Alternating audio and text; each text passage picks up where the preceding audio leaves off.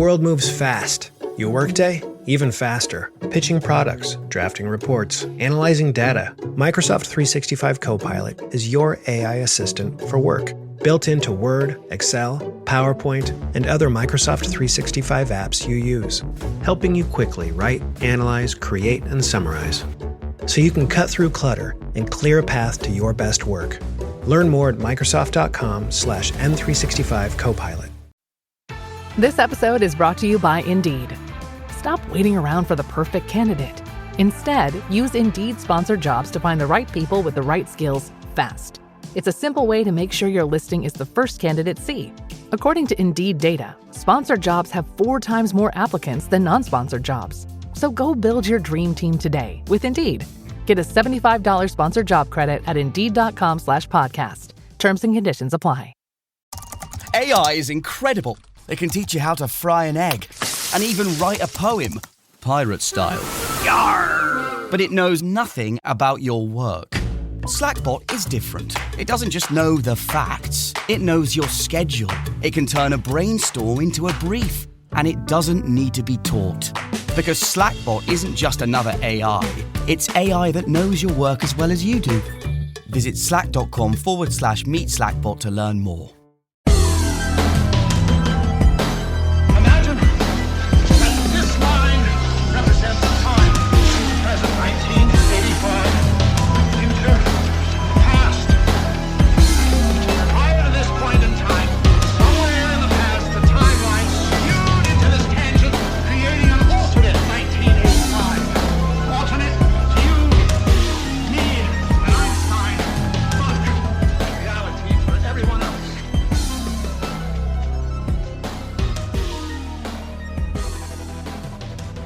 Welcome back to the Infinite Rabbit Hole podcast. I'm your host, Jeremy, and tonight we got a special guest in the house, but I'm going to introduce him last.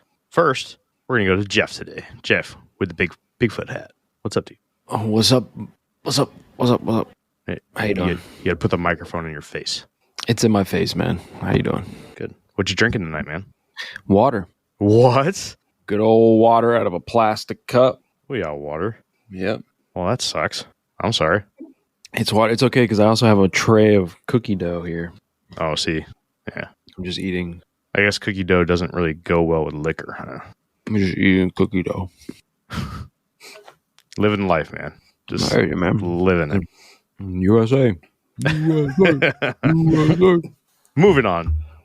Yakub, what's up, dude? You used my original name. Yes. Gosh, I had a long day, but dude, the chickens are laying eggs now. Yeah. Isn't we're gonna that have dope. So we're gonna have scrambled eggs, fried eggs, we had omelets, 5 of them today. boiled so it's eggs. only a couple chickens so far, but yeah, and they freaked out when we took them. The hens that laid them were just like in the middle of the run, just howling, just they're so mad, and it's just like they're not fertilized. We're taking these from you. They took our babies.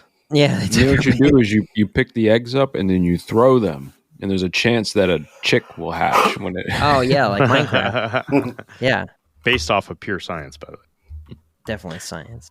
But yeah, so that's pretty cool. And me and Whitney went and saw the new Beetlejuice movie, and you know what? It was okay. I told Whitney, I was like, it wasn't a waste of time, but I'd be okay with never seeing it again. I heard it was a direct sequel. Yeah, and Really? it was. Yeah. They tried a little bit too hard, I think. You want But to guess what I never saw? the first one, That's right. yeah, because That's you're right. garbage. Wow. And everyone Some- knows. Sometimes some people refer to me as garbage. Some Yeah. people don't. Oh, But and I took Jeremy's kids while he was at work. I snatched them up and I took them down and we explored a creek behind the house. So that was cool. Yeah. Yeah. They need that. Mhm. I'm happy they have a father figure. Appreciate Yeah. that. You're welcome. You should probably phrase that differently next time you tell that story.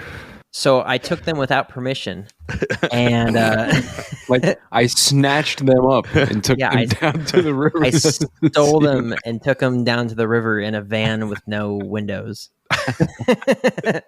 That's messed up, man. Lord. Well, while he was there, Jacob got me a gift. I You see did. this? See this? Look at it. It is the Yeti Lager and Bigfoot Brew House. It's a little Halloween decoration. Check that thing out. Nice. Yeah, it's got a little Yeti and a werewolf and like a mermaid or siren. I don't know what it is. It's one of the two. Pretty sweet. Thanks, Jake. You're welcome, dude.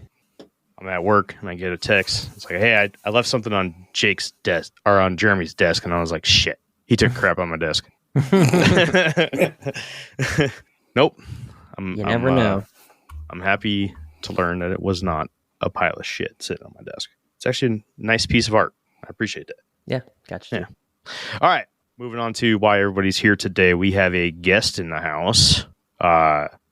We actually got to meet this guest face to face at UFO Days in Elmwood this year. The one, the only, the great Skeeter. What's up, man? Howdy, everybody. So, Skeeter, I've had questions for a long time. Yeah. And I was saving it for right now. How do you deal with this podcast? I actually, when I first started listening to you guys a few years back, I was like, okay, I'm digging it. It was when you guys would always bicker over and you kind of shoot off topic a couple times. But I like that because it's more, you don't feel it's scripted too much. You know, it's loose play, you know, talking. And that's what got me hooked on you guys because you guys were always like you say a lot of times, you don't have that echo chamber. And I really dug that mostly about your show was there was nobody 100% agreed with the other person. Good. How'd you find us? I was going through on Spotify and I was just searching stuff and I was listening to another show that was almost the same title and I just like, oh, Infinite Rabbit Hole. There we go. And I was looking for the Infinite UFO Rabbit Hole. And I was like, oh, and I was like, well, this isn't what I was listening to before. And I'm like, oh, wait a minute. I'll check them out. They got some good topics. I'm like, all right, this is pretty awesome. And then I was listening to, what's her name? Asher's? No, not Asher's. It was a different show. Gosh, I haven't listened to her podcast in a while. She lives in Vegas. Ooh, are you talking? Was I a guest? Yeah, you were a guest on it. Was it the Paranormal show? Here, hold on. I'll just that'll take me to. But I heard you pop on there. I'm like, oh, maybe I should really go back and the catalog and listen to the older episodes. And that's when, I was like, okay, I really got hooked on the show from the earlier ones. Even though I started halfway through. But yeah, that's where I got to really like you guys when I accidentally stumbled on you. And then I heard how your story happened. And I was like, oh, wow, that's really cool that he's actually going through. Oh, it was Into the Fray radio. Oh, Shannon LeGros. Yeah, Shannon LeGros. Yeah. So that's where I heard your story. And I was like, oh, I'm going to go back to the beginning and listen to every episode. So that's why I started deep diving into the show. And yeah, I just fell in love with the guys just from the beginning. Well, middle, but then starting over. Mm-hmm. They do a lot of stuff. She was recently working with a good friend of ours, Jason Hewlett, on his Cursed Waters to Ogopogo story. Yep. Through that Small Town Monsters branding that they do. Mm-hmm. So she's been quite busy, but she's supposed to come on the show at some point. Nice. But we'll see. She's a very, very busy person, and she likes to answer her emails like 4 months after you send them. That sounds about right. But no, she's great. Shannon LeGros is awesome. Well, I'm happy to have you with us, man. Oh, happy to be on. It was nice meeting you at UFO Days. Mm-hmm. And the reason why we have you on today is because you have some stories to tell us. Yes, I do. You have stories, Skeeter? What's that? You have stories? You come at us with personalized playing cards that have our own things on it, and then you're going to come at us with stories too? I'd say experiences more than stories, because stories sounds like you make it up, but I had quite a few experiences. Well, Jake, Jeff, do you guys have any questions or any comments before we get going? No, man. Just thanks again for the card that you brought to us at UFO Days. That was cool. Yeah, so. Thanks for the shout out on the previous episode. Yeah, So- Yeah, man. I have one more thing to read off. I'm gonna do this from now on. Whenever we get a review, whether it's positive or negative. What? What are I you was hunting? just reacting Oh. to your Okay, good. announcement. Was that too Well- much?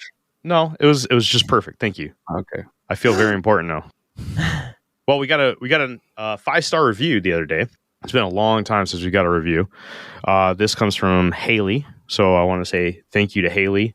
Her review reads: "If you're a fan of all things strange, mysterious, and out of this world, this podcast is a must listen.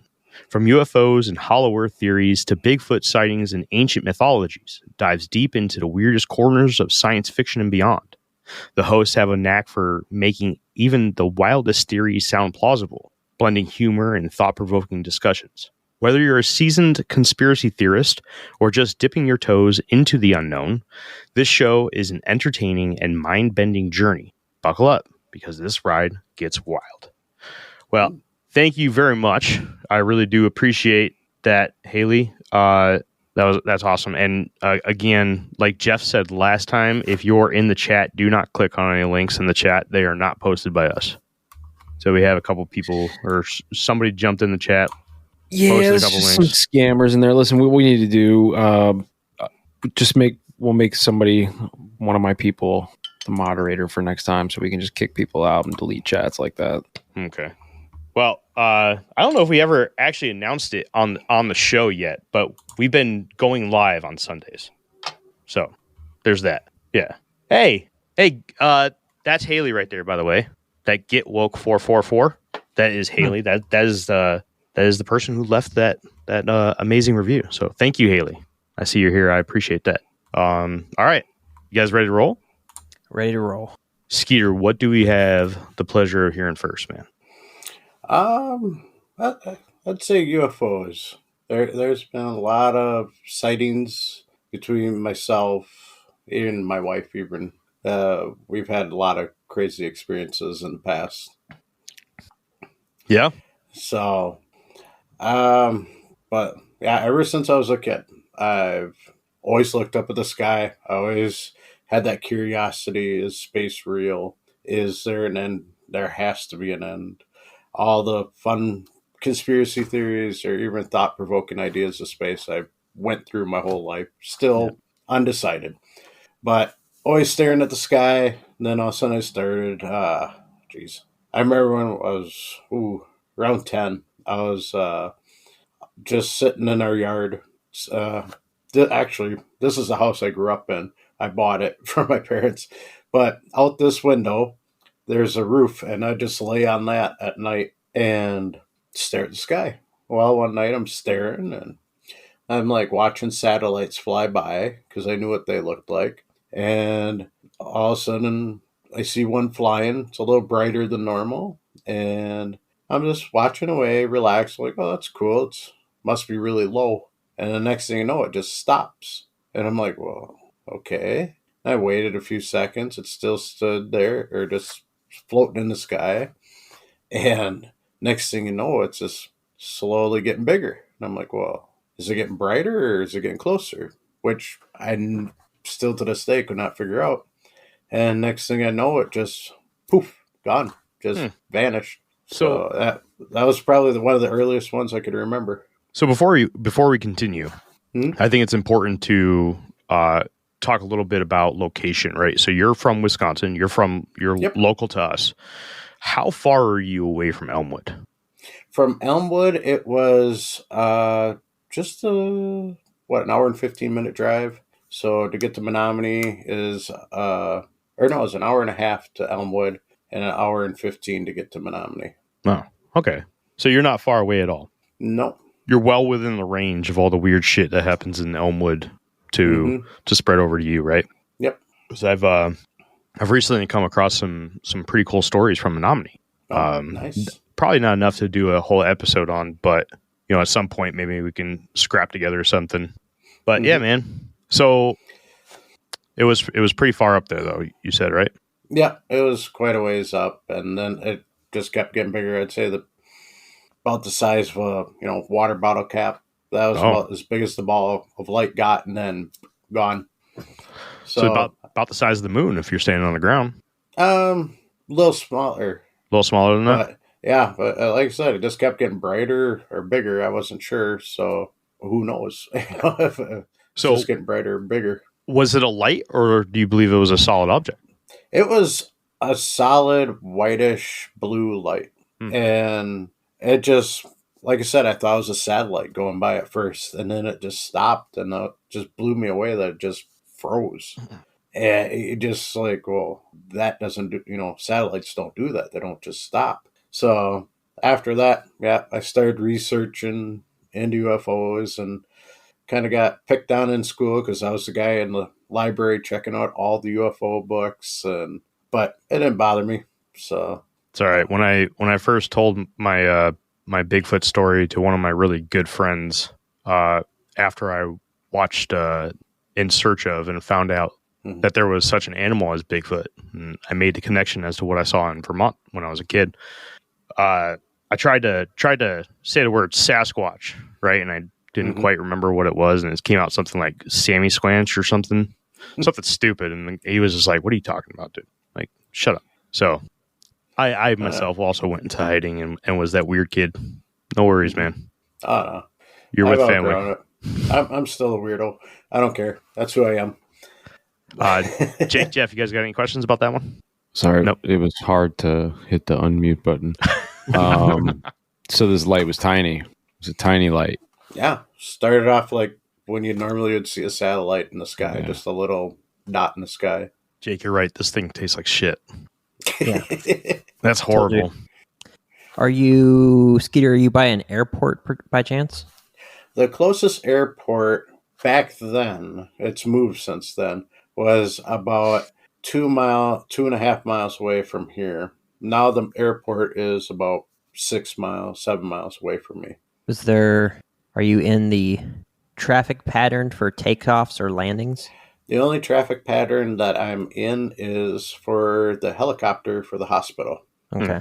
So the plane traffic, if it is, it's super high. And, growing up, just watching the sky all the time, I learned what planes were. And I had a cousin that was married to a pilot, and he always told us, how to tell a plane at night. So it's like, all right. Okay. So yeah, that's the only thing I was curious about, because I was like, if you're in the traffic pattern for landings, like on the other side of the runway, then seeing that bright nose light that they have from way out here and then getting closer and closer and closer would make sense. It's not uncommon for people to mistake helicopters or planes for UFOs. Yeah. Shoot, they did it in Elmwood. Yeah, they did it in Elmwood a bunch. A couple times. Yeah. I was just like, I'm the, my little title says expert skeptic. So I'm like, always trying to find out, okay, well, what could this be rationally? But even myself, I've seen things that, I couldn't explain in a rational sense without getting into, the paranormal or, whatever. Jake has a wild video from when he was in the service. I saw that. Oh, you He did? showed me that. That's freaking UFO days. awesome. That was awesome. Yeah. Yeah. So Never he's saw something that cool, though. he's definitely seen some weird shit. You saw something while you're on the West Coast too, didn't you? Yeah.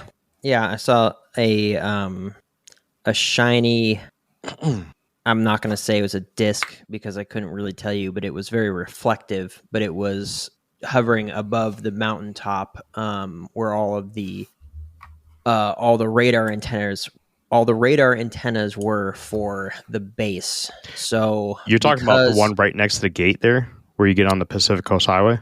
Yeah. So because the whole base is kind of sitting inside of a bowl, so they put the radar antennas on top of that really tall mountain back there. Yep. So that it can, fan out to all the planes and all the helos and everything circling around. But it was there for a good, I'm driving, so I can't really whip out my phone and take a picture, and I'm also turning. But yeah, it was sitting up there just still and really reflective, and I was like, I don't know what that is, Clearly swamp gas. Yes. What's that? Oh yeah, swamp gas from Venus. But yeah, so I mean, but even still, for myself, if I see something weird, I try to look at it in a logical sense of like, what could this have been other than, a UFO? It's like, obviously it's unidentified. I don't know what it is, but what could it be? Right. Type stuff. So I don't know. Just curious. Oh, yeah. I came across a really, really cool topic while doing research for another topic today. The Captain Thomas Mantell UFO case. Just as a brief synopsis, right? He was a military pilot, and he was chasing what he believed to be a UFO, and he was the very first casualty of such an act in the United States military history. That's on record, at least. But the official statement from the military is that he was chasing Venus. He wasn't chasing a UFO. He was chasing the planet Venus. So we're going to dive into that one here soon. Yeah. Okay. I know that. I know that story. Yeah. It's pretty nuts, man. And we kept climbing and climbing, and the things that they'll tell you, it's just absolutely. This is a trained pilot. This is like who was this? This was Captain. I don't know. I think it was Air Force. So I think a captain in the Air Force, Jake, was that 03, 02? I don't know. Something like that. They got weird ranks. I don't know about the Air Force. Yeah, I think it's a lower ranked officer. Obviously, within active pilot, they're still working on their qualifications and everything at that rank. He was basically, I wouldn't say dogfighting because there were no ammunitions involved, but he was definitely chasing what he believed to be a flying saucer or some sort of UFO. I don't know yet. I haven't dove. It is an 03 in both the Army, Marines, and the Air Force and the Space Force. It is an 05 in the United States Navy. Just so you know, Jake, in case you didn't know. All right, Skeeter, back to you, man. So, how many UFOs have you seen? I quit counting after 100 because up here in the Northwoods, as you guys are now experiencing, there's spots you could go out in the country, no light pollution, and get beautiful sky views. And up here in my area, in the Barron County area, it's a lot of space. Where I'm at in Rice Lake, it's the brightest area. And then Eau Claire is an hour away. You guys are an hour and a quarter. It's very dark once you get past the big cities. So growing up, that's, late nights. That's all I did. Stare at the sky.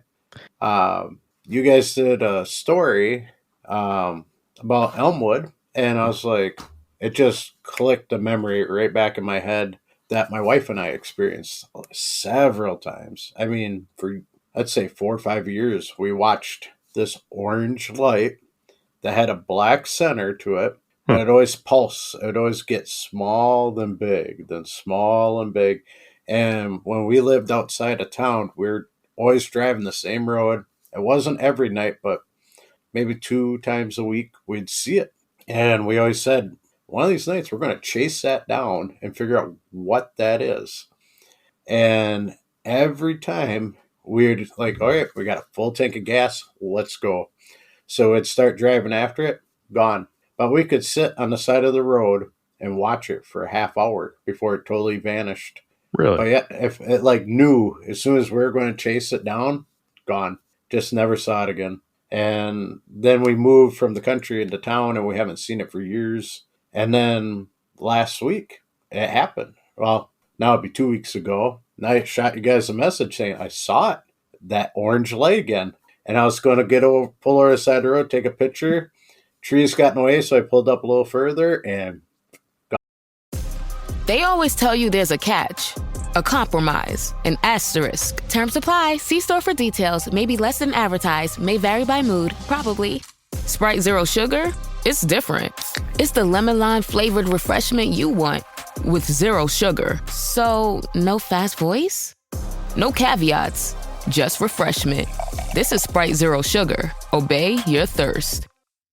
It's football season, and you can now get almost anything you need for game day delivered with Uber Eats. What do we mean by almost? Well, you can't get a running back delivered, but you can get baby back ribs delivered. A strong defense? No. A strong deodorant? Yes. A six-pack of abs? Nope. Six-pack of beer? Yes. Get almost anything for game day delivered with Uber Eats, official on-demand food delivery partner of the NFL. Order now. Alcohol 21 plus and in select cities. Product availability varies by region. See app for details.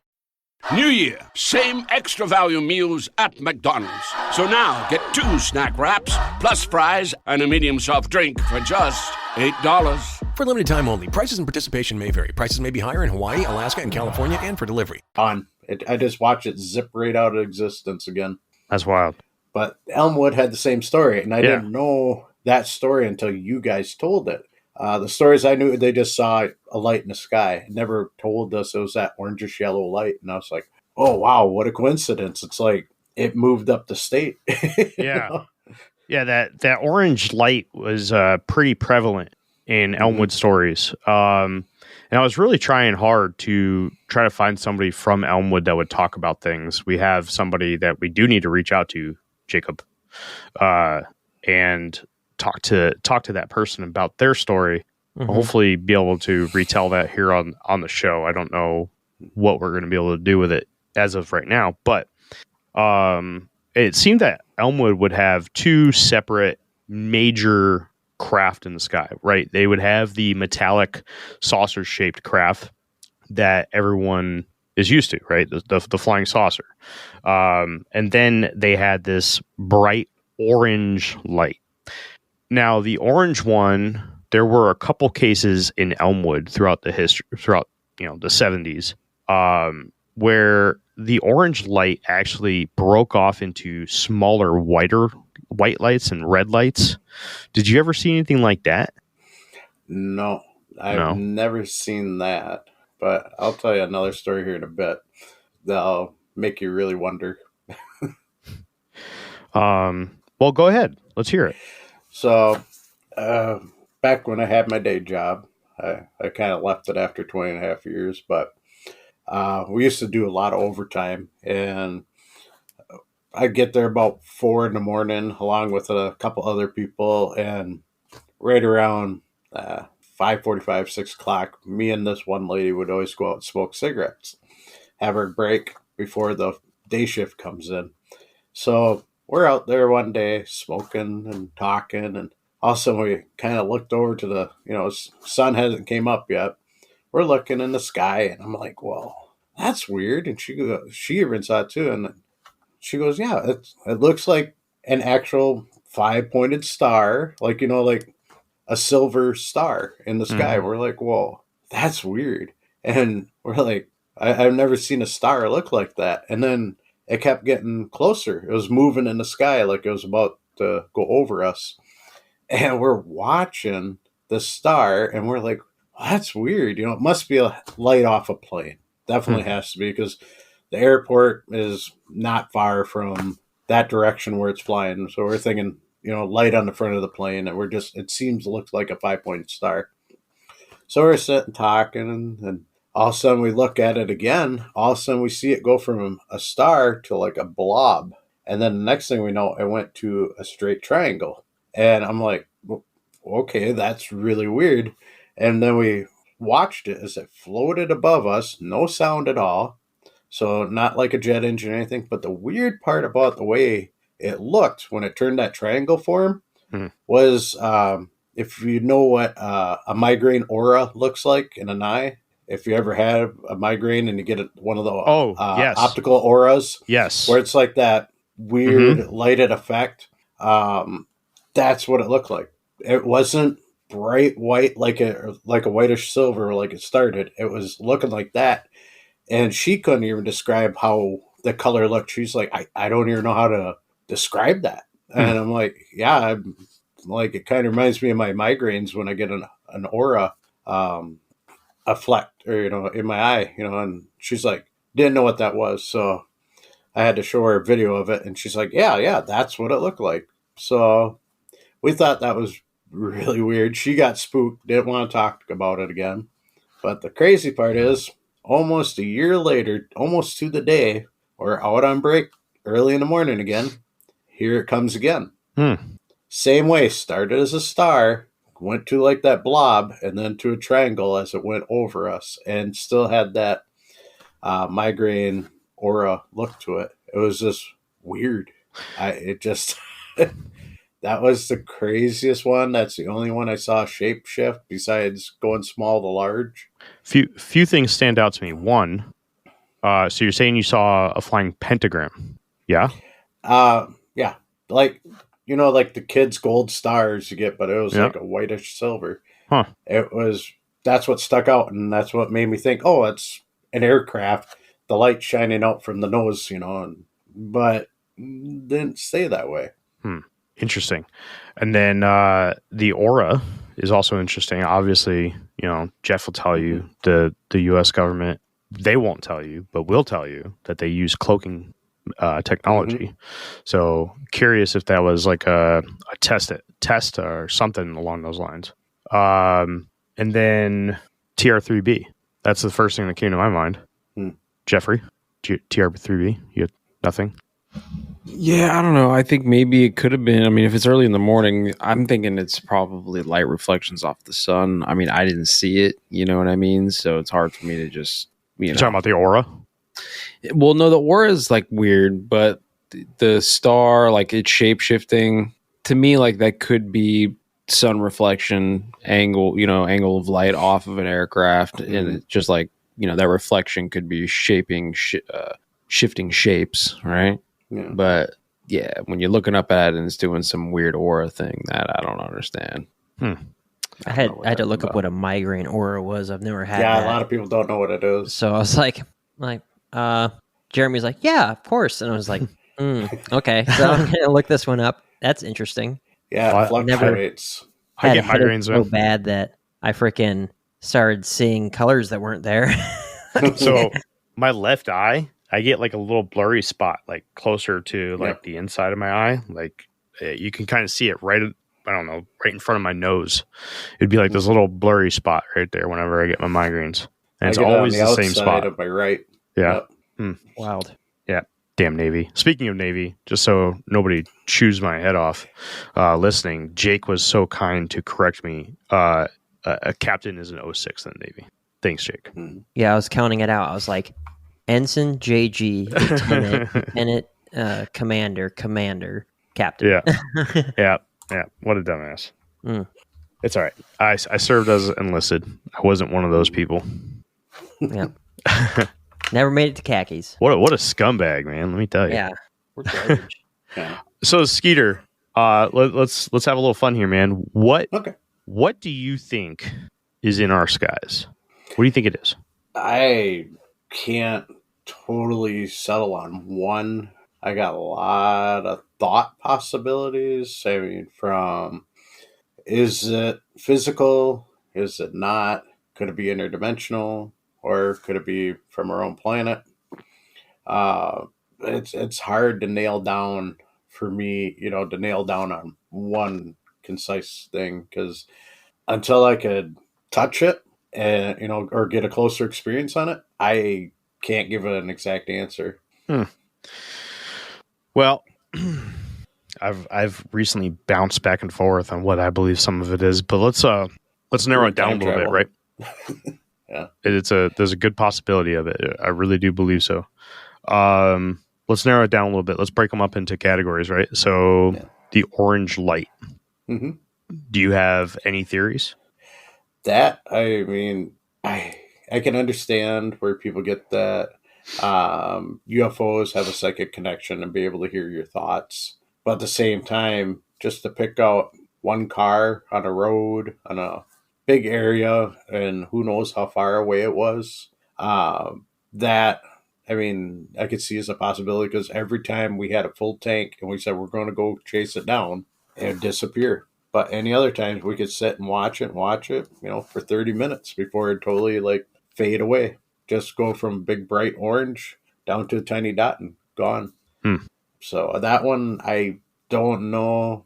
Could be physical, but psychic connection. Now this silver star, that transformed into like a blob to that triangle, like perfect crisp triangle. That one I could say could be interdimensional, because it could be from a dimension that we cannot see that well. And the way I saw it and the way the witness that was with me that saw it was like, even to today, she still won't talk about it. But when it's just her and I, she'll tell me, yeah, just don't talk about that anymore. It still creeps me out that we saw that. But the way, the look of it, it made me wonder, yeah, is that something interdimensional from a different, like, fourth, fifth dimension that we just cannot perceive? And this is the only way I could perceive it. You guys got any questions for him? Comments? Spiritual beings are on a different dimensional plane. That's all I got to say. Possible. Yeah, I agree with that. We've had this conversation 1,000 times. Yep. I don't know if they're spiritual beings. That's not. I'm still waiting for you to tell us this big news that you've apparently cracked the code that you're going to make us wait until who knows when to Thanksgiving. Thanksgiving. I thought you said Halloween. Episode. Oh, maybe it's the Halloween one. See, you don't even know. I'm working on two different topics at the same time, man. I'm working on a Thanksgiving and a Halloween topic right now as we speak. I'm doing this and research right now. How about, what's today's date? The 8th? How about you reveal it now for the 9/11 special? No. 9/11 special? This isn't even the episode that's coming out this week. We have the two government UFO episodes coming out, and then this one. All right, whatever. Yeah. So you don't make any sense, man. Stop sucking. Whatever, dude. All right. Let's see. Do you have any other left field UFO sightings? I had one other. Being in northern Wisconsin, everybody loves hunting. I was out deer hunting one time, and I was during bow hunting season, so all the leaves were still on the trees and pretty green and just starting to die out for the year. But I was standing in my stand, and I'd had a nice 4x4 platform, and I was 10 feet off the ground, and no wind. It was a nice day out, a little warmer than I'd like to be because I'm in a full ghillie suit with my bow and arrow. And out of nowhere, I hear the wind picking up, and I'm like, okay. So I look behind me, and nothing's moving, but I could hear leaves moving, and I'm like, well, that's strange. I'm like, well, maybe the breeze is coming slowly. So I kept watching and watching. And all of a sudden, just one spot of tree branches and leaves were fluttering. This was like a direct breeze, and it just slowly went right alongside me about 20 feet away. I could watch all the tree branches and leaves moving in this one spot, and went from behind me all the way in front of me, and I watched it go down because I was up on a hillside, watching it making about a 40 to 50 foot pattern of leaves moving. But when it went past, none of the other leaves are moving. It's just this one spot. Like it was a fully cloaked, whatever was there, I could not see, but it was disrupting the leaves like wind was blowing. And I was watching it go all the way across the wood line until I couldn't see on the other side of the hill when it went over that way. So that was about a quarter mile. I watched that travel. Speaking of cloaking, I watched a video. It was an interview with a guy who bought completely into the Richard Sharp shaver mystery that we talked about in the Hollow Earth special, about the Dairos and the Taros in the underworld, with the world of the Titans, and he basically regurgitated his past life as Moten Mayon, this semi. I'm not going to even try to explain it. Listen to the episode. Anyways, so this guy was completely buying into the shaver mystery, and he was coming up with all these explanations and everything. And one of the things that he talked about was about how the Dairos can cloak themselves.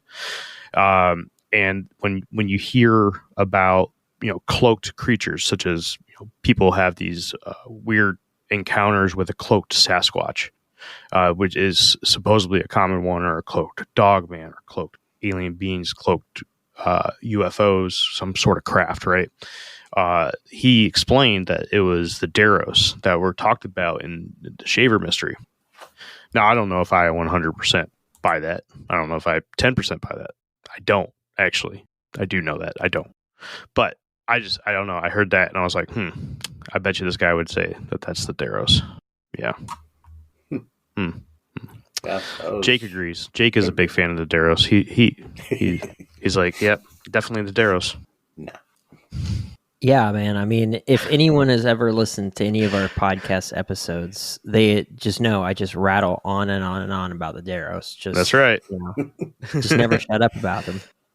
Sometimes I have to tell you to shut up. Yeah, it's like, all right, dude, enough about the Dairos. Wouldn't it be crazy to find out if like this, there's just the whole time for all of human history, there's just been this ancient alien, not even alien, right? They're here. This ancient cloakable being, right? Like predators were running around. Maybe that's how like all the people are missing, all that crazy stuff is just there's actual predators on this planet running around. Well, I've always thought that there's something in the national park system, right? I mean, we haven't done a National Park Mysteries episode since, I don't know. Yeah, it's been a long time. Like a year and a half. We're sort of making a comeback with that with the Thanksgiving episode. Sort of. A little bit. It's a mystery. It's not necessarily about national parks, but it is interesting. It's around that same genre. So anybody who liked the National Park Mystery series that we used to do, got something special for you coming for Thanksgiving. If you hang tight till the end of the episode, I will let you know what it is, and I will delete it for everybody else that's listening and not watching. Yeah. So just like I did with the last episode when I spilled the beans on the Halloween series. But anyways, what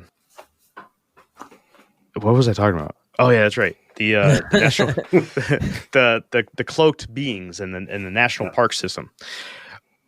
Jeff, I wouldn't be surprised, man. I wouldn't be surprised. I do think that a lot of this stuff is connected, right? Specifically, I'm going to talk about Hollow Earth and the national park system, Teddy Roosevelt, and his obsession with hunting creatures or mythological creatures such as the snallygaster and a couple. I think he tried to. Man, what was the name of that freaking? There's like a something bear down in Africa that he wanted to go hunt too. And then he had that run in with a Bigfoot. I believe that Teddy Roosevelt set aside the national parks and created the national park system to hide something. I mean, these things are vast. They're big. There's tons of cave systems. If you look at cave system maps of the United States, and then you overlay the missing 411 map right on top of it, where you have all of David Paulides' clusters, you will see that these national parks are specifically laid right over clusters of cave systems. So it's definitely some interesting stuff. I wouldn't be surprised, Jeffrey, if it was the Dairos. See, Jake, I put it in there for you. If it was the Dairos coming up through the ground of these national parks and cloaking themselves. Now, I recently did more research into another topic, the Halloween topic. And if anybody knows who Albert K. Bender is, then you will know what the Halloween topic is. But I'm not going to say it out loud. You guys have to Google that and you guys will figure it out. But Albert K. Bender was also a component to the idea of Dairos being on the earth and having the ability to cloak themselves both on the ground and in craft. Now, the Shaver mystery was just absolutely stock full of interplanetary traveling in through large holes in the earth to get down to the hollow. So I would think that if the earth is hollow, it would have more than just two large entrances at the north and south. In fact, I don't even think those are there. I think that there's other entrances speckled across the world. And I think that here in the United States, the national park system would be a perfect cover for those. It's going to shake your head, Jeff. You're not going to say anything. Yeah, agreed. No, I think definitely there's probably some, let's say, untouched natural ones in some national parks probably, but I think some of the ancient temples and things like that may also be built on top of some of these entrances. maybe under the pyramids, right? Or some of these like super intricate, like Indian temples that you see, like maybe somewhere down in there, Indiana Jones found like a tunnel into the inner earth or something. Well, you had those pyramids that were, basically carbon prints. You had the Aztecs, and then you had a bunch in Asia. Right. In various parts of the world, you had the architecture. That's pretty much, like I said, carbon prints of architecture from halfway around the world. And It's southern because they Wisconsin. were built by demonic Nephilim prior to the flood, and then you can't throw in a bunch of water and expect all that stuff to move. So they all stayed there, and then people, when they showed up at those spots, moved in and took them over. Yeah, there he is talking about the Dairos again. Just Obviously, I mean, if you weren't such a lepton, you'd know. I don't know what that is. Neither do I. Is that an actual word? Yeah, Is it really? yeah. Oh, I'm gonna Google that real quick then. You're acting like a nematode right now. I know what a nematode is. Yeah, well, that's what you are. A Not knowing lepton about is the- a particle in physics. A lepton is an elementary particle of half integer spin and a half that does not undergo strong interactions. How did you not know that already? I don't know. Yeah, What an idiot, man. Let me tell you. yeah. Yeah, You're come an idiot. Cool. Good stuff, man. Skeeter, do you have anything other than UFOs? I've had many ghost experiences. The joy of where I'm at now is one block over is the cemetery. So I've played in that cemetery since I was a kid. I never really got spooked by cemeteries, probably because I grew up next to one. But a lot of different ghost experience. The craziest one I'd have to tell you is when I was in high school, everyone knew I was the guy who was into weird stuff. Yeah. And like I said, still, yeah, I'm proud to be weird. Everybody else is weird. I'm normal. Wear like a badge, man. Yep. Good stuff. And I had some guys take me out. Some school kids are like, "Oh, we heard about this haunted house and you know a lot about ghosts. Can you help us?" And I kind of had a feeling it was a setup. I'm like, yeah, they're just going to try to ditch me out in the middle of nowhere, which I figured. And luckily, it wasn't too far out of town. And I knew where they took me was this one old rickety house that was very decrepit, about to fall apart. And there's a cemetery about a quarter mile from it that always has been haunted, everyone always said. So, but supposedly the haunting of that cemetery related to this house, which it didn't when I researched it. But they wanted to show me that they saw something. They want me to help them understand what's going on. And so we're walking up to this house. They go, "Oh, we'll go around, try to find other ways in." So we're crawling between boards and old broken windows. And I'm getting ready for them to take off. So I'm kind of half listening for them to run and watching where I'm going in the dark. And I started walking into this one room and I'm like, yep, here's the setup. White apparition, like somebody in a real thin cotton sheet over them, lighting up from underneath. I'm like, yeah, this is a setup for me.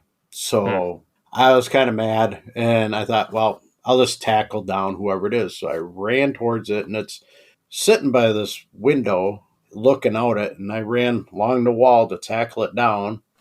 Nothing. Just reached with my arms to grab. Nothing. Went right through it. But when I was going through it, is the weirdest thing happened was it was like mist mixed with static electric.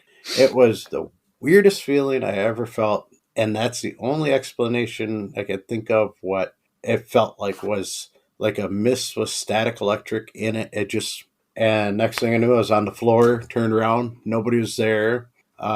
Somebody screamed outside and they started running and yep, they were yelling, "Ghost, ghost, ghost, run, run." And they left me out in the middle of nowhere. But luckily I had a friend that lived a half mile away. So it was a short walk, but I've never thought an apparition would actually have like that sheet look. So, because ghosts I've seen before that were just like normal human, just a little more paler.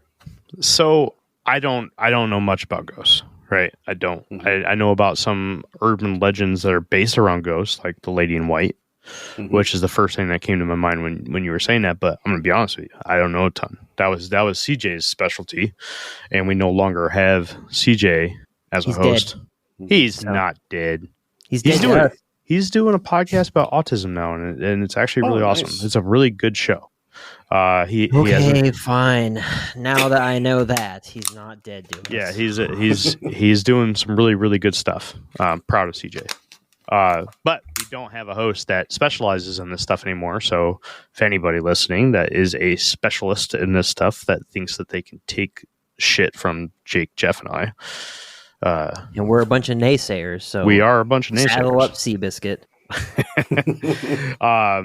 The closest thing, and I don't even know if it was a spirit, but the closest experience I ever had was on the USNS Comfort when Oh, it's such a clutch off-season pickup, Dave. I was worried we'd bring back the same team. I meant those blackout motorized shades. Blinds.com made it crazy affordable to replace our old blinds. Hard to install? No, it's easy. I installed these and then got some for my mom. She talked to a design consultant for free and scheduled a professional measure and install. Hall of Fame son. They're the #1 online retailer of custom window coverings in the world. Blinds.com is the GOAT. Visit Blinds.com now for up to 45% off site-wide, plus a free professional measure. Rules and restrictions apply. They were telling stories about this little girl that runs around the halls and an old janitor. And one night I was sleeping and I got the big toe on my left foot pulled, and I was like, because I'm gonna be honest with you, man. Sleeping in the Navy is awkward, right? Especially in the rack that I was in, because we didn't have solid walls, especially in between the feet. So I was constantly playing footsies with the guy like at my feet. His feet were, he is a tall guy. I'm not a very tall guy. So his feet used to come into my, my little area here. And he would be doing some late night stuff. And I'd be like, dude, you got to fucking stop that shit. Right? Because, I got to be up soon. Stop it. Knock it off. Go do that in the bathroom. So. Cranking. Oh, man. Let me tell you. I don't know. Something about 2:00 in the morning this guy just loved. I don't know what it was, but. And then one night, gross. Like I just felt this felt like somebody with two little fingers just grabbed my big toe, because I sleep on my stomach, and my feet were kind of pointed down, obviously, and I just felt my big toe get pulled out out of the rack, and I'm like, whoa, like dude, stop that shit! And all of a sudden I hear a little girl just just like running away. I'm like, whoa. That's cool. That was the only thing that I've ever had, and I mean that thing that woke me out of a dead sleep. So I mean, I can't 100% say that it was a spirit. I can't 100% say it was a little girl, but I can tell you what I felt and what I heard, or what I believe I heard. And that's the closest thing that I have. Right? I don't have any other experiences when it comes to supernatural beings, spirits or ghosts or poltergeists or the such. So I really don't have a lot of information for you on that, but it is pretty interesting, man. Mm-hmm. Definitely cool. I have had several, I guess you could call them ghost experiences. And the last one, I told him straight to his face, it's like, ghosts aren't real. And he's like, oh. And he went away. And I was just like, get off my porch. I'm not giving you any candy. It could have been in a costume. I don't know. But anyway, it was during Halloween, so I don't know. Well, the jury's still out on that one. But no, I've had several experiences like that. I don't know. I have such mixed emotions when it comes to ghosts, because it's always some story of like some 1800s or whatever sort of like horrible murder, blah blah blah, all this sort of stuff. It's never the hipster that dropped his vape and went back to get it and got slammed by a bus or something. It's just like, oh, he's always wandering around, the main street looking for his vape, ooh, have you seen my vape? Ooh, this sort of stuff. It's always just like some freaking like, oh, in the 1600s, in the Civil War. And it's like, oh, okay, yeah, even like, young Earth folks like myself, like they'll tell you that like 85 billion people have existed on the Earth in the last 20,000 years. And it's like in the entirety of it, right? It's like, that's a lot of ghosts. You're bumping into them at the beach, type stuff, just like, It's like, get off of me. It's everywhere, right?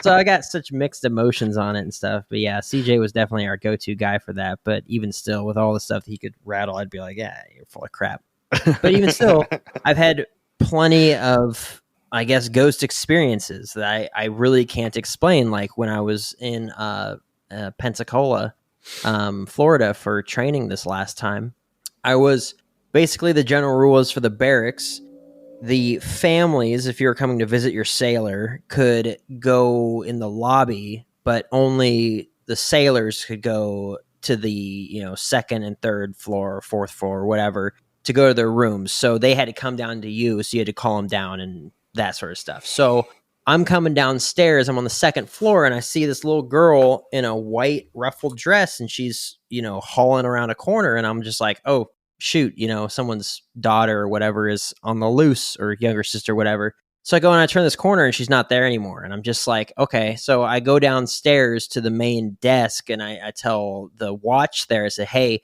there's a little girl that's running around on the second floor. Just a heads up. And he was like, was she like a blonde with like a little white dress and stuff? And I was like, yeah. And she's like, yeah, she's a ghost. She's been haunting this base for like 100 years. And I'm just like, okay. And he's like, yeah, she was, I forgot the story, but she was like drowned at the beach or was murdered or something along the lines of that, whatever. But I ended up actually finding the archived news story of this little girl. And so it kind of tripped me out a little bit. And I was like, that's a weird one. And then when I was in the Navy, the first, when we were in NAS Oceana, Virginia, the barracks we were in used to be, I guess, like a psych ward. And you could see by the lobby and the way everything was set up is definitely like, yeah, this used to be like a hospital. And they said the third floor where I slept was, or it was a small hospital, like an urgent care. And the third floor was like kind of like a impromptu psych ward type stuff. But I've seen light switches flick themselves on and off because I was roving, at 3:00 in the morning, the light switches have to be on because in case of an emergency, you can't have, 500 people stumbling around in the dark, right? So, you can't see the light in the hallway in your bedrooms because there's a common area and then 2 separate bedrooms. So the lights have to stay on 24/7. And so I'm roving every hour and someone's jacking around. They keep turning this light off. So I'm turning them on as I go. And I'm like, this is getting dumb. And so I decided to sit around for a second to see who's going to pop out of their door and flip the light switch off. And I literally watch it flip by itself. And I was like, all right, I'm out. I'm like, I'm good. I just dip, right? And they were those hard flips. They weren't, little loosey-goosey switches where they could just kind of fall under their own weight. Like you actually had to, flip them. So it was just like, one of those things. And I was just like, all right, I can't explain it. But if I was to go in that direction, I would say it's a, spiritual force, but in like a demonic, angelic sort of way, right? Something like that. I don't think that people like linger around for unfinished business or their energy exists or whatever it is. But I have had my own fair share of experiences that I'm like, yeah, that's a weird one. So yeah, I've thought the topic was always interesting, right? And I probably should do a little bit more paranormal stuff or supernatural stuff, but I don't. Right, and that was kind of the basis for. I was researching a different topic, and I came across NDEs, and the topic was spiritual or ghost and that kind of stuff. And I don't know, man. It's so tough. I want to tie something practical to it. Right, it's an unpractical topic, but I want to tie something practical to it. I know it just doesn't make sense, but I don't know. I wish we had somebody who could speak on this intelligently, like Jeff. Maybe Jeff could say something. He won't, but maybe he could say something instead of just sitting there not talking all day. Anyways, our old co-host Kenzar Kid is in the chat right now. So, in case anybody didn't know who that K Turtz was, that is our old co-host. So, Skeeter, you got blessed with Kid today. Nice. Yeah, what's up, Kid? I mean, I've said before what I think ghosts are. I'm not really big into paranormal either, personally, but I have a problem with like the whole time situation. The linear time thing. Why is it always? I also agree with Jake. First of all, that's a problem for me. Why isn't the dude with the vaping haunting some spot? But also, like, why isn't there hauntings of things that haven't happened yet? If this is like time's not linear, and we're talking about some inner dimension, right? Where this isn't, they're not here in this reality. I don't know. There's too much for me to think it's just ghosts in our pop culture kind of like mindset. See, that's kind of the route I go on too. I go very much into that. We did get a comment, by the way, from Get Woke 444. Yeah, I was just reading that. I like it. It says, could be energy imprints left behind by intense emotions or some type of tragic event. Maybe we don't see the kid who lost his vape because it wasn't that big of a deal. I've always been curious about that. I don't know. They make us question the boundaries of reality and what lies beyond. Who knows? Maybe it's a time thing, right? Maybe we only see like these Victorian ghosts because there has to be a certain amount of time. Maybe it's got to be 200, 300 years. Maybe in 200, 300 years, it's going to be nothing but dead vape smokers. The Intergalactic Federation of Light hasn't declassified the haunting yet for another 4,000 years. Sounds about right. The next congressional hearing that we're going to be talking about here is going to be the release of all the classified documents on ghosts. Yeah, but instead of them not releasing the JFK files for another 70 years, that's the what they did with Federation, they just do like another 200 years for the next, haunting. That's what they did with the UFOs, man. Yeah. Anyways, good stuff. Skeeter, man, sorry. Don't really have much to go off there, man. Yeah, even my idea on ghosts, I'm not 100% settled on. Like Jake said, if it's true, it's all people's energy. They'd be everywhere. Everywhere we go, we'd be bumping into them nonstop. Very true. I mean, you couldn't go to the bathroom in peace ever again. Yeah. Someone would always be watching you. So here's what I deduce. All right. So what Get Woke said about, a tragic event or something like that. Right. So that seems to be the go-to thing. Mm-hmm. So statistically speaking, about 400,000 people die worldwide every single day. Most of those are not in a hospital bed surrounded by their family members, whatever it is. It's car accidents, it's heart attacks, it's, getting shot, it's getting stabbed, it's, all sorts of things, being murdered in one way or another, that's just a general statistic. So most people go out in a way that is not, I'm here surrounded by my loved ones and I'm passing into the void, all that sort of stuff. It's horrible, tragic, sudden events, unplanned, deaths, things like that. So there would be so many ghosts. It would be crazy. Then versus the every so often onesie twosies, or you go into the, an old cemetery and there's some Civil War guy in there type stuff. Like it would be constant. I mean, as far as like Civil War type stuff goes, I mean, there's genocides going on across the pond in Africa right now. Right. So it's just like, there'd be so many ghosts. So it doesn't sit well with me to say like, that's the thing. It's got to be something horrible, because there's always something horrible going on, right? Mm-hmm. Like Ground Zero at 9/11 would probably be the most haunted place in the United States, but I don't know of a single ghost story that has come out of that place. That is a horrible, tragic event coming. Here we are talking about it on the 8th, right? So a couple days, and we're there for the anniversary, but. Yeah, that would be the most haunted place in the United States, but it's not, right? Why is that? Because it's baloney. But I'm not going to say that stuff doesn't happen, right?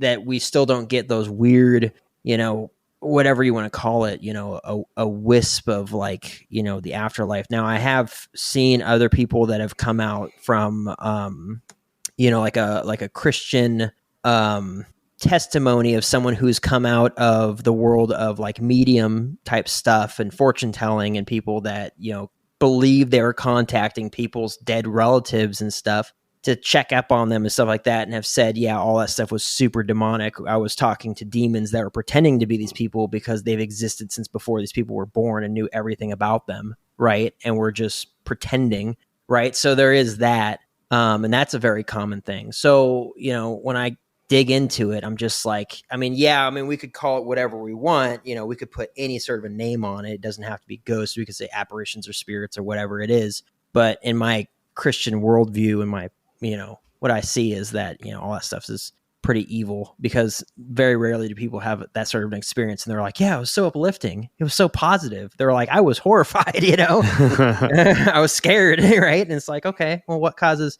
fear and deception and all that sort of stuff? Well, that's Satan. Right. So it's just like, but yeah, it is definitely one of those topics that I think I've been somewhat nervous to kind of toy around with when it comes to the podcast, because I just don't want to give it any like room in my brain of like, I don't want to research it or anything like that, because I don't want to, give it any sort of space or limelight.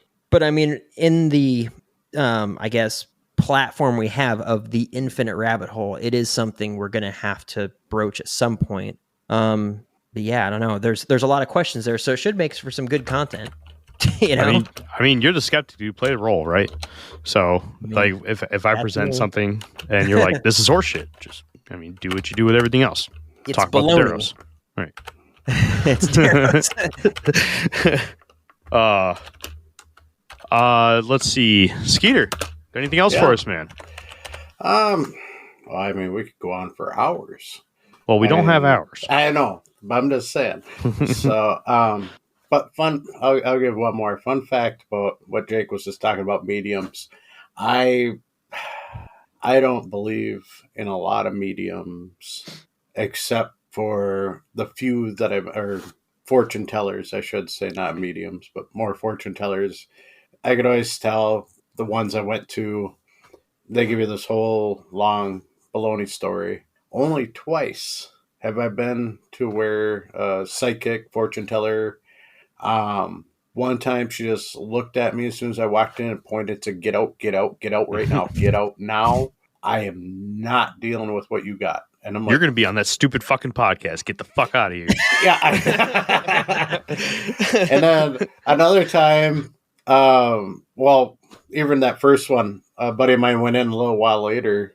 It was a few days later, and asked him, he walked right in, didn't say nothing to him like that, just gave him a whole, small talk stuff about, people who passed. And he said, she was right on. And I'm like, really? And he goes, after I got done, I asked her, I said, you ever had to turn people away? And she goes, yes, not long ago I did. And he goes, well, what happened? She goes, there was so much following him behind him, I just could not deal with it. And the second time I got turned away is my wife and I were down in Eau Claire. There was a lady who was student down there for a while. And I'd just say second and third time, we pulled up in the drive. Instantly, she turned the closed sign, even though it was like 2-3 hours left to when she was supposed to meet people. She goes, I'm closed for the night. I'm closed. Nope, sorry, closed. And I was like, why? That's how I could tell if it's a real one or not, because why can you talk to some people, but me, you're like, nope, there's too much about you and too much following you. I can't deal with it. So I want to open up the questions to the chat. If anybody has a question for Skeeter, please post it. Until then, I have only had one run-in with somebody who believes that they are demon. It's always demons. That's this guy. Yep. Yes, sir. Can't possibly be anything else. When we first started the podcast, there was a woman who used to get in touch with me all the time. She still does. Still gets in touch with me. No. Not going to say names. Not going to say names. It's like saying Voldemort in the Lord of the Rings in Harry Potter. Don't even say the name. Just I don't get that. But anyways, she would, like, day after day after day, I'd wake up to like, hey, I had a dream about you last night. Hey, I had this weird dream and you were flying an airplane and it crashed. Do you think that has any correspondence with something going on in your life? I'm like, no, it doesn't. Not at all. And she's like, but you're getting out of the Navy and you work on aircraft. Maybe that's the crash of your life. And I'm like, okay. And I still get messages There from says, her. "Oh boy, I remember this." Laugh out loud. I still get messages from her like every so often, and it'll be random. It'll be something super out of left field, just like, hey, you were in my dream the other night, and we were making stew, and then you wanted to add pixie sticks to it. And does that mean anything to you? Yes. Yes, it does. You don't want to know, but yes, you're spot on. You're gonna find out one day that she's actually like literally spelling out your existence. You're just like turning a blind eye to it. Gosh, it's just like the gypsy woman said. This meal would be so much better with pixie sticks. No, one day I'm gonna be making a stew, and I'm gonna look at some pixie sticks sitting on the counter for my kid's Halloween basket, and be like, she was right. Could be this year. Could be this year yet. Well, anything else, Skeeter? Anything? Like I said, I got a lot. I mean, this house is full of shadow people. This closet behind me, I never told my daughter, but this used to be my room when I was a kid. That closet is the weirdest closet in the world. It gives you a weird feeling. When we moved in here, I didn't tell my kids anything about this house. Huh. My daughter, after she moved out, she goes, I don't know what it is about that closet. It's not scary. It's not evil. It's weird. She goes, every time I'd go in there, it was weird. And I'm like, okay, I never said nothing to her, so I know, okay, that's two people experiencing the same thing. Then my one son went into it and he goes, why is this weird feeling? Like it doesn't feel like it's the house. I'm like, I don't know. So, portal. Dad, why is there a hipster in your closets? I don't know. No monsters. We have one of those. So this, if I leave right here, right, and I hang a left instead of going straight up the stairs, the guest bedroom, Jeff knows it was to the right. If I hang a left, that's the utility room. So it has the water heater, the boiler, all that sort of stuff in it, right? And soon we'll have our softener and all that stuff. But anyway, inside that room, there's another closet, and it's short. The door is probably 4 feet tall, and you open it up, and there's no lights in there. And it's underneath the stairs, and there's a chalkboard in there. And I get a weird feeling in there, like this was the punishment room. It's so weird. There's like a full-size chalkboard in there. What? Yeah, the you got the chokey in your house. It's very strange. I'm just you guys like, know that reference? No. Is it from Matilda? No, from Matilda, man. I haven't seen that movie since it came out. The chokey, bro. That shit used to terrify me as a kid. I had a teacher that was like the Trunchbull, bro. It's just like that bitch. Yeah. Make you eat a big chocolate cake. Eat it. Blood, sweat, and tears. But yeah, it gives me like a weird vibe to it. I don't know. And it's just like, there's a lot of abuse that happened here. I just kind of feel it. And I talked to my neighbors because Whitney's been living in this house since November. I've only been here since January, but we'll talk to the neighbors and they're like, oh yeah, those people were total shut-ins. They had a bunch of kids. They're like 4 or 5 kids. And they never went outside. You never saw them outside. You never saw them at any of the community events. Like these folks here, this neighborhood that we're in, like they have every 6 months, they have like a block party type stuff. And they're like, you never saw them out at any of that sort of stuff and anything. And I just kind of walk into that space. That's where I keep all like the ammo and stuff. And right. So like all the ammo cans and stuff, I just kind of throw in that little closet. But like walk in there, I'm like, how weird. Many kids left that house? Huh? You got to worry about is how many kids left that house or property. You got kids in your walls, Jake? I don't know. I'm not going to go looking around to find out. Tell you that much. Just do the shave and a haircut knock, you know? Yeah. If I get a knock back, well, Whitney, pack it up. We're moving.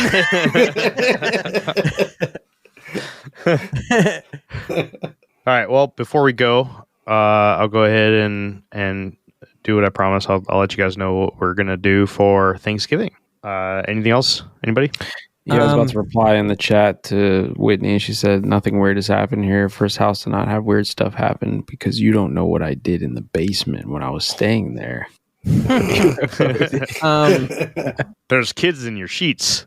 You want me to call Whitney and see if she'll come downstairs and tell what happened in our old house? Yeah. I mean, if you want. Let me give her a tell her to hurt. Make it snap. Well, I could tell her. Make it snappy. Make it snappy. Right, past my bedtime. You don't have to call her. She's literally watching. Oh, well. Yo, Wowens. Calling her anyway. You want to talk to the world? Let's do this. Yeah, for real. Like, I'm busy watching a show. Leave me alone. Yeah. Video games, so she's probably like, no. Pretty sure she... If she's not answering, then she's not watching the show currently.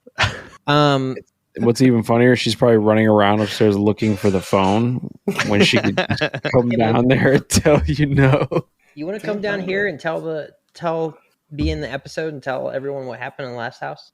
I don't know. You put it in the chat. You said nothing weird has happened here. First house to not have weird stuff happen. You want to come down and throw it on the episode? Doug's pretty much passed out here. All right. Well, come on.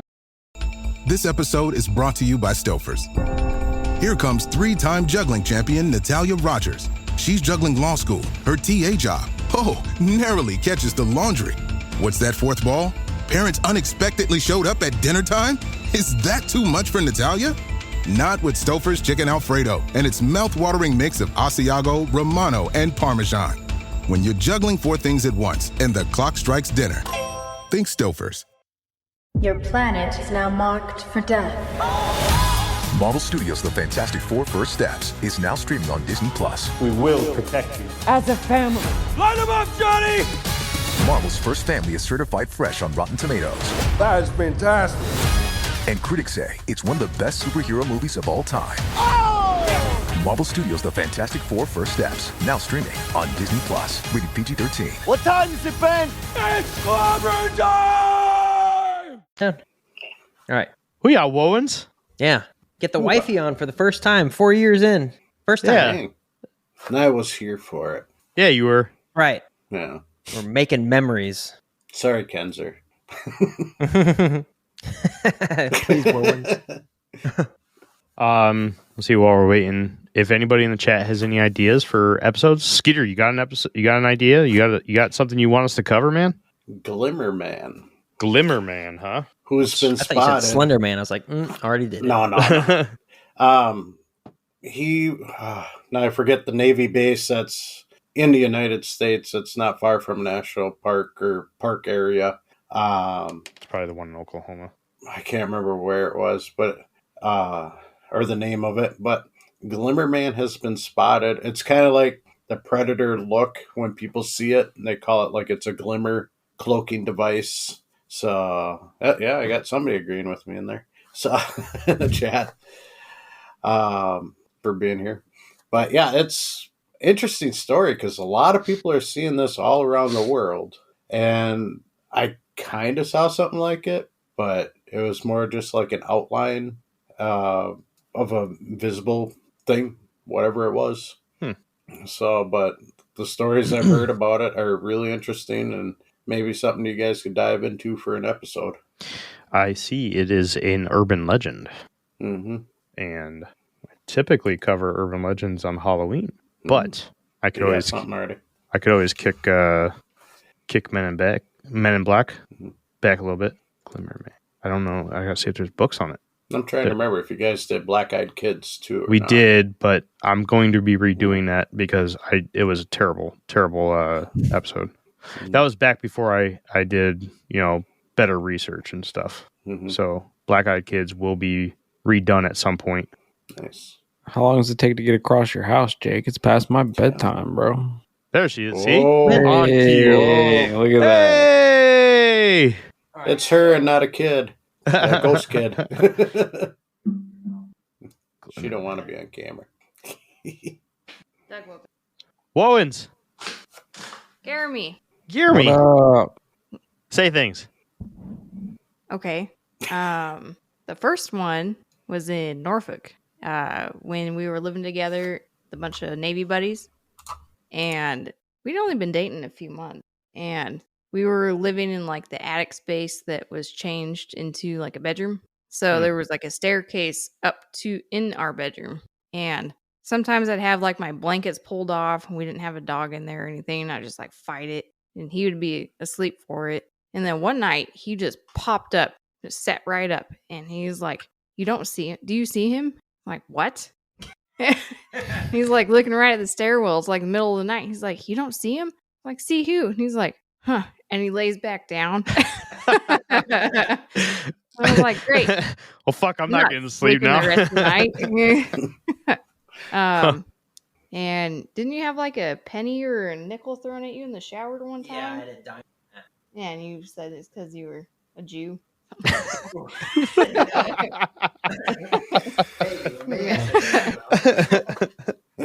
But yeah, I'd have my blankets pulled off.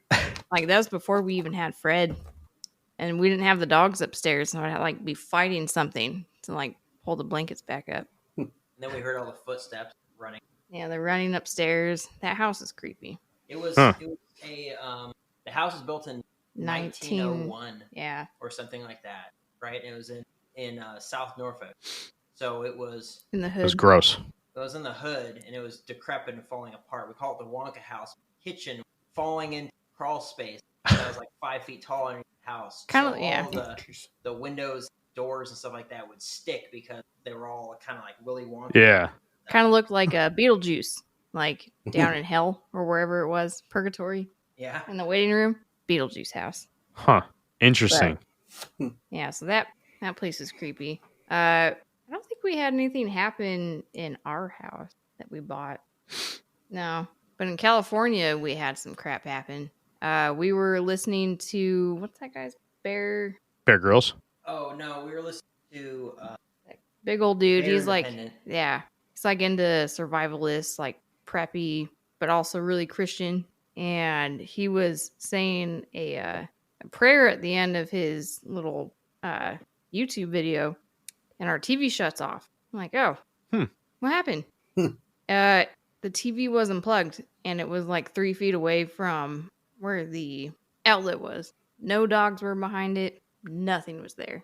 Basically our TV in an entertainment center, and it was unplugged from the wall, and it was like the outlet was like thrown as far as it could go inside. Cool. While he was like in mid prayer. And then a little bit after my knee surgery, it was more comfortable for me to sleep on the couch, just keep my knee elevated and everything. And I swore I heard Jake peep around the hallway and just like do like a psst. I was like, what do you want? So I saw like a shadow of a head like come over and just like, psst, what? Go away. And so I rolled into the couch, and then I felt something rush up on me, and I like flipped over, and there was nothing there. That one was the knee surgery drugs for sure. Oh, I wasn't on drugs anymore. Nope, ibuprofen, the Navy. Yep. They give you enough drugs to get you through like 3 days, and then just ibuprofen. It's I had surgery. They gave me, I want to say like 2 volumes, and then everything else was ibuprofen. They just throw ibuprofen at anything. You got a nosebleed, ibuprofen. It was the withdrawals from the. No, it was a few weeks after it. Ooh, tell them about Renee's. Oh, that place is creepy as shit. Can I cuss? Yeah. All right. I guess it's too late now. This is a family friendly. Lick my butthole. Anyway. Yeah, Renee's house. So their bedroom. Let me throw this out there. So Okay. Renee was my best friend in high school. Can you guys hear me okay? Yeah, sort of. Okay. I don't know how it's going to come out in audio, but So Renee was my best friend in high school, and he and I both met when we were, I want to say we were Christians because our families went to church type stuff. And then as soon as we became adults, like I found my way back to Christianity through my life sucking. Hey, you found your sewing kit. Nice. Buy your other sewing stuff. I found my way back to Christianity, but he dropped off and went from, like what people would consider like a Bible thumper type of a person, to doing like blood sacrifice witchcraft, right? So, and he still is fairly into that space. So when we were getting ready to move to California on military orders, it was during COVID, and we were selling our house and we were going to go straight over to California. Well, because of COVID, they put me on a hold for 9 months. So Renee, who is my best friend in high school, he actually joined the Navy shortly after me, and he had a house right down the street from where we were. And so we were kind of in this pickle where it's like, well, we're closing on our house. The buyers are going to move in. What are we going to do for 9 months? And he just so happened to be out of tenants because he was out in Japan. So he was renting his house. So we moved into his house, and when we were moving in, it was a wreck, and the old tenants, they abused it. And so we had to help him fix it up and all this sort of stuff. But while I was moving in, all of his boxes and stuff of his clothes and everything that he didn't take to Japan were upstairs in the master bedroom. And so I asked him point blank, I said, Renee, is there anything in this house that is going to be like a magnet for the demonic, the spiritually oppressive, whatever you want to call it? And he's like, no, I don't think so. I was like, do you mind if I go through everything to be sure, right? There's no Ouija boards or, candles or any sort of sacrificial implements or whatever it is. And he's like, yeah, go for it. And so I went through and I didn't find anything. But the fact that those sorts of things were done in that house, led to a lot of interesting stuff. So you can go ahead and tell it from here because I was asleep for most of it. Oh. So, well, I mean, he's definitely awake.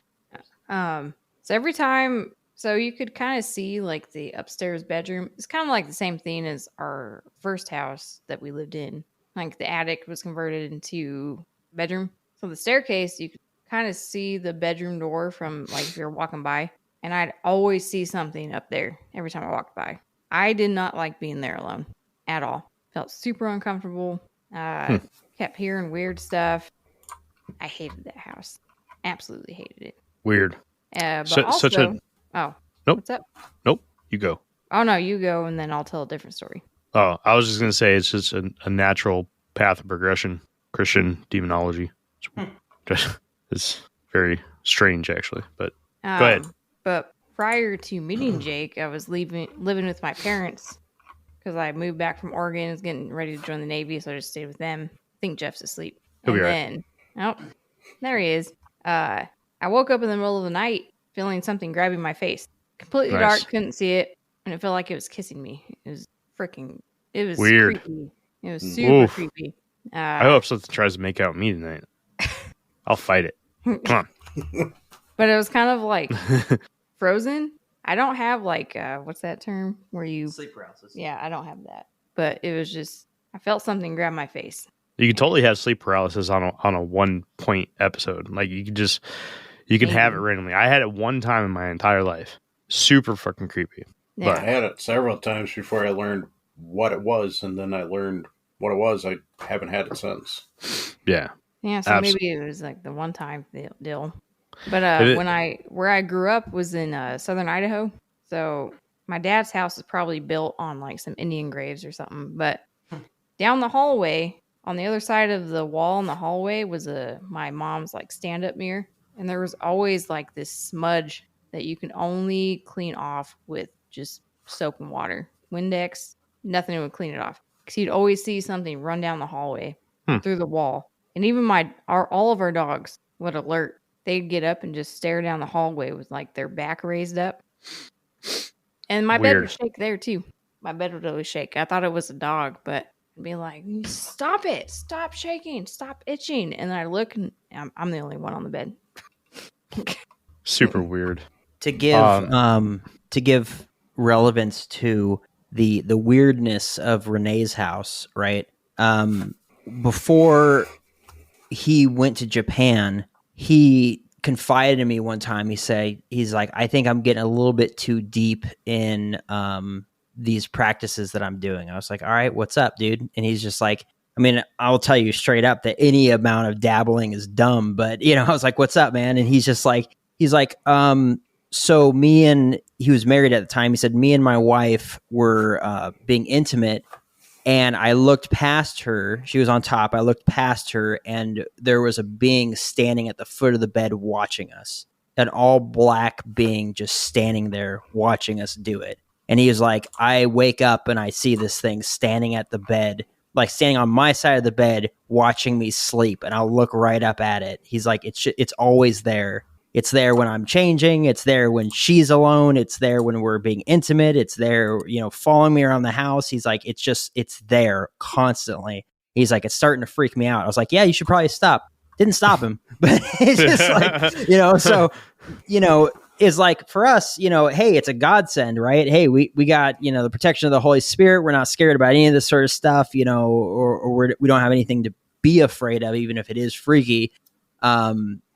But still, I want to protect my wife from any sort of trauma she's going to develop, right? So, hey, before we move in, is there anything crazy? And he's like, no, I don't think so. But yeah, it was definitely creepy. There was, you could feel this, I don't know, like maybe like Skeeter is describing with that closet. It was like a heavy feeling when you walked into the house. And it was just like, something's off right now. It was very strange. Yeah.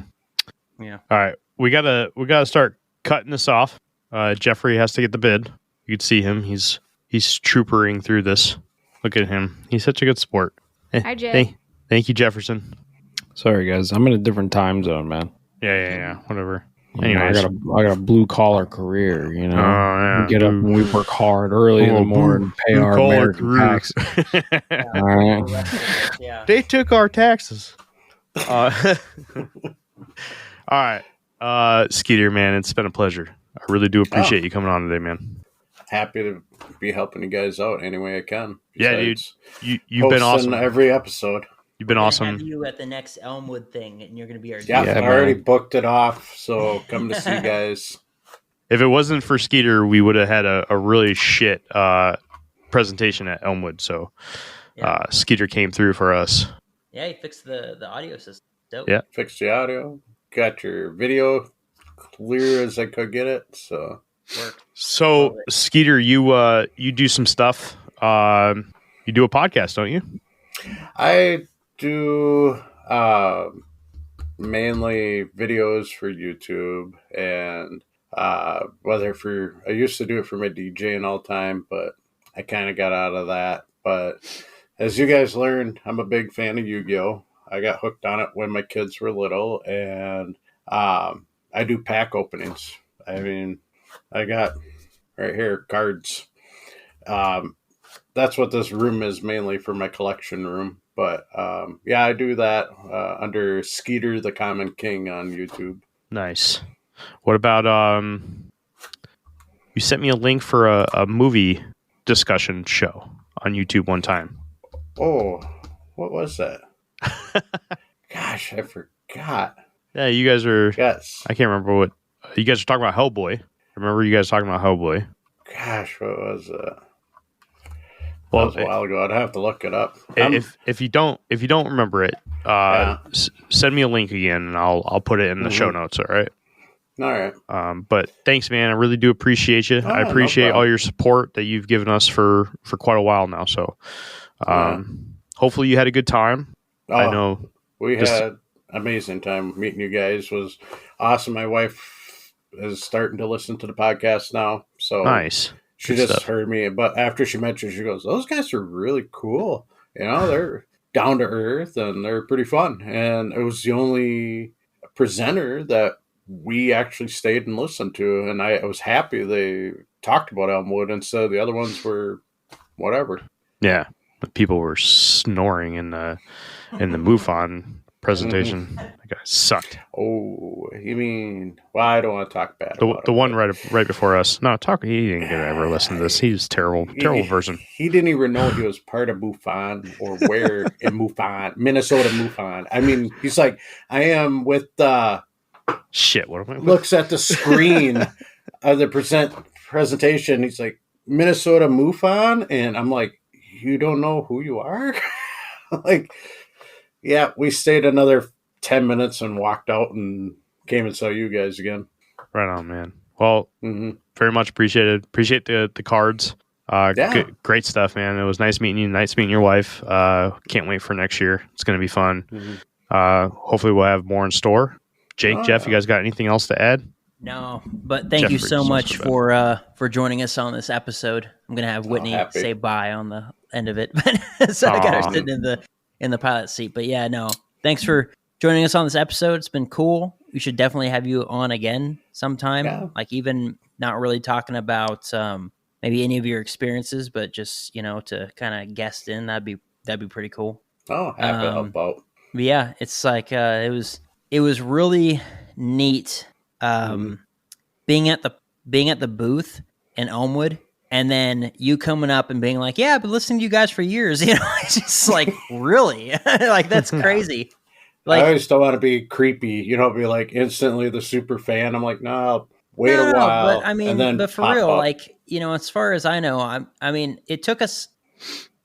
Me and Jeremy talk about the origins all the time, but for real, it really did take us a few practice episodes to get into the routine of talking to each other on the podcast and being like the audience is just a fly on the wall listening in on the conversation type stuff, right? Like days after the recording. But I never really expected to meet anyone that listened, right? And that changed when I moved to Wisconsin. I had a coworker that's been listening, right? And he's just like, "Oh yeah, I listen to your guys' show." That's wild. Having you come up and being like, I've listened to you guys for years and stuff like that, like never would have expected that to actually meet someone besides like having them on like Kenzar and stuff like that actually like, is a fan and stuff. Like that was just a trip. And really what it put in perspective for me was that, we're talking to real people. Like it's just a weird thing. It's not just numbers on a screen of like, oh, so many listens or whatever it is. We're actually talking to real people, and that we're impactful in just, even if it's just like the comedy aspect or letting people kind of zone out for a little bit. That was the biggest thing for me and Jeremy coming up during COVID, was just like, let's give them something that kind of takes their mind away from all the BS that's going on in the world right now for an hour, right? Type stuff. It's like we really wanted to kind of press that in, as well as talking about some cool stuff and, maybe getting someone's voice out there for some weird experience they've had. But it was just like, there's a plethora of reasons, but it definitely like hit the mark for me as just like, oh wow, this is pretty cool. That we're, maybe someone's at work and they're just listening to us to kind of zone out while they're doing their job or whatever. I listen to podcasts while I'm working on planes and stuff. It's just what I do. But it really was very, very neat to meet you, and then having you on an episode. I mean, that's just super cool. And I appreciate you having the courage to come on and share your experiences and stuff, and not caring what people think. Like you said, growing up being the weird kid and stuff like that. I mean, I know Jeremy experienced that, and he told me when he first told me about his Bigfoot experience, he's like, I don't want you to like get all weird on me, but I had this experience. And he says that I said he was full of crap. Sounds like something I'd say, but I don't recall saying that. But because you said it. Yeah, I'd have been like, tell me more. Keep, right. Keep it coming. But it's just like, it's cool. It's always cool having someone come on and tell us about what they've experienced, regardless of what we personally believe or think, right? Really, when it comes down to it, it's like a cool story. I don't know. It's just like, it's cool hearing other people's perspective and experiences and things like that, even if it's way outside the scope of what I personally am like, nah, that's ridiculous, blah, blah, whatever it is. But I appreciate you coming on and you telling us your experiences and stuff and having this chat with us. And I never knew that my wife would end up being on a podcast episode after 4 years, so thanks to me. Victory. Good job, in Skeeter. the weird closet. Jeff, anything? No, man. Yeah, glad you came on, bro. It's good to meet you, and it's good. It's been real. It's been fun. It's been real fun. No. He's ready for bed. I'm so tired, guys. I'm sorry. He gets like this at the end of episodes. Come on, I I'm gotta be so up at 5 tired, a.m. dude. We got to start doing these like not late at night on a Sunday night, but not gonna happen. Anyways, yeah, I know. All right. Thank you to everybody that showed up in the chat. Really do appreciate you guys stopping by. If you guys, ever want to guest on the show and come and have a chat with us, just let me know. Yes, kid, that means you too. Get woke. Everybody in the chat that sounded off today, thank you guys. You guys are always more than welcome to reach out and schedule an episode. Until next time, everybody, this has been another episode of the Infinite Rabbit Hole podcast. I'll see you in the next fork in the path of the Infinite Rabbit Hole. Bye, everybody. Bye. Bye. See ya.